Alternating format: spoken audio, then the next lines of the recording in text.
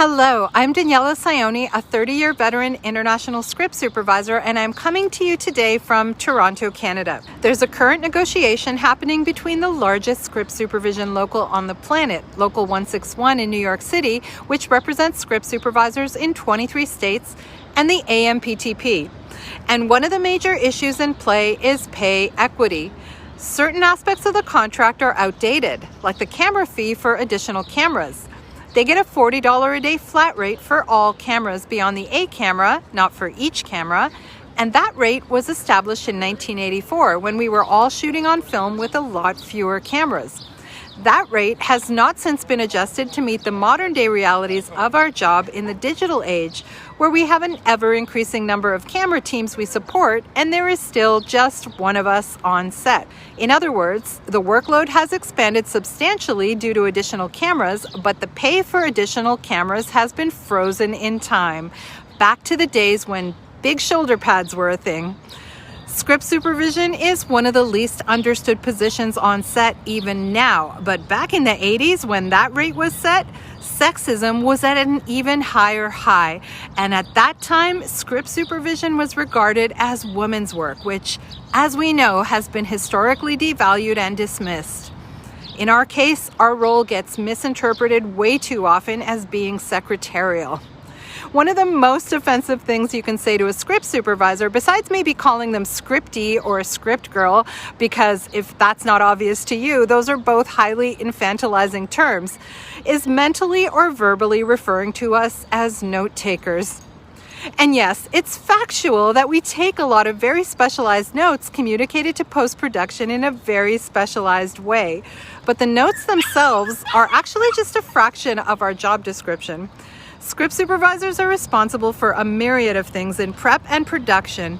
I guest lecture at colleges and film organizations about what we do, and just covering our job responsibilities is a 2-hour class, and that does not include how to execute all of the things. For that, I do have an extensive training program called the Director Whisperer Training Program, which you can check out. I'll post links in the comments below. And apart from just training as script supervisors, which is a feat unto itself, we are lifelong learners in all areas of film and television because we have to be just to do our jobs effectively. Learning how to take notes does not a script supervisor make. Script supervisors know this, but sometimes it's made clear to us that other crew members do not. Script supervision is a key position, and we are department heads for a reason. One of my students jokingly, not jokingly, refers to us as the Department of Cinematic Intelligence, which is actually not a bad way to think of it, since we have to have a thorough understanding of both the director and editor's process, as well as a degree of understanding of what the writers, actors, and cinematographers do in order to interact with them effectively in our own roles. Here is a big picture overview of what we do. In prep, we are timing the script to help production anticipate if more material needs to be added or cut so that money and time are not wasted later on with material that ends up on the cutting room floor or needs to be scheduled last minute to add time to the show. It is a real skill to time a script in advance with a number that a producer can really bank on. We're also troubleshooting any script logic and continuity issues that can confuse an audience or cost a lot more money to solve later on. And among many, many other things we do in prep, see my YouTube video, What Script Supervisors Do in Prep, for the full picture. We're getting to understand the movie the director wants to make so that we can best support them on set where time gets a lot more expensive.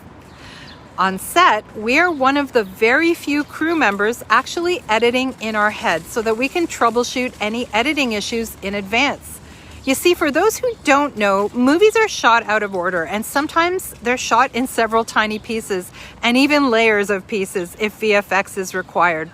And we have to be able to mentally put that all together in our heads before and while we are shooting so that eventually the pieces will flow together and have technical seamlessness and visual logic when they are put together in the cutting room. We need to understand cinematic visual storytelling to the point where we can troubleshoot any ramifications of coverage choices to help ensure the story the director wants to tell is being told, that no shots are missing, or to be able to advise on what shots can be cut due to time constraints if the director asks our opinion on this. We need to understand editing well enough to know that there is enough overlapping of action and continuity matching from shot to shot to edit a scene together properly without it looking amateurish, and to troubleshoot eye lines and effective use of the 180-degree rule to have the director and DOP's back on those things. We ensure the dialogue and actions in the script have been covered according to the director and/or showrunner's wishes, and we note any dialogue changes along the way. And if you're a comedy script supervisor like I am, there can be a lot of dialogue changes, alt lines, and ad-libs, as well as a lot of physical comedy editing variations. We communicate with the director, showrunner, writers, DOP, and other department heads all day long in our role because we're always at least one step ahead, or 5, troubleshooting the next scenes or maybe even the next episode while working on the current one. And let's not forget our work with the actors and protecting their performances by how and when we communicate with them, knowing if and when to step in to make a continuity or line correction, another huge skill unto itself.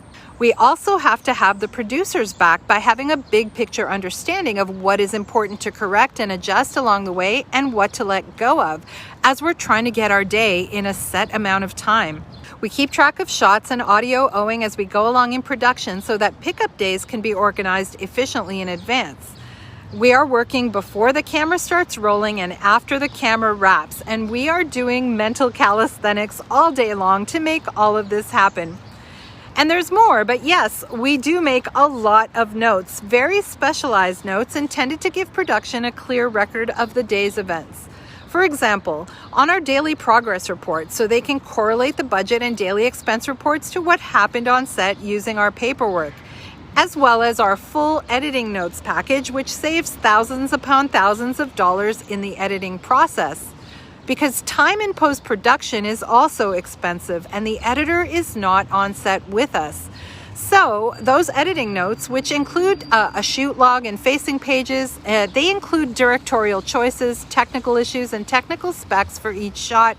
They help the DIT, lab, and assistant editors organize the footage efficiently and help give editors a reference for what the director had in mind on set, even though this may very well change in post-production. And the lined as-read script is the equivalent of a musical score for an orchestra in that it's a master document which allows the editors and director an overview to navigate all the individual material that got recorded. Okay, I think I got the very broad strokes of the job down. Now, take all that and multiply the concentration and troubleshooting required of us, as well as the actual note-taking part. Multiply that by each additional camera that is brought onto set. In 1984, one film camera was an average day.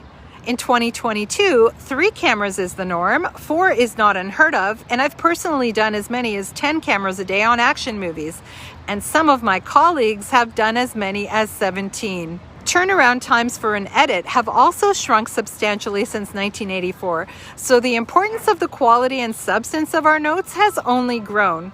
And the notes themselves won't even be useful to anyone at all if we have not done the work in prep and on set to help ensure the visual storytelling is at a technically proficient place. In short, the work script supervisors do saves time and money and also contributes to the production value of a film in the way that we support the director, actors, and editor on a technical level within the time allotted. So if you're one of the people who had no idea what the responsibilities of a script supervisor are, I hope this has given you a better picture. Please consider why we are asking for pay equity within the film industry. I will post the petition in support of Local 161 below this video. Respect for script supervisors and all our brothers, sisters, and kin in film crew positions around the world. We work really hard.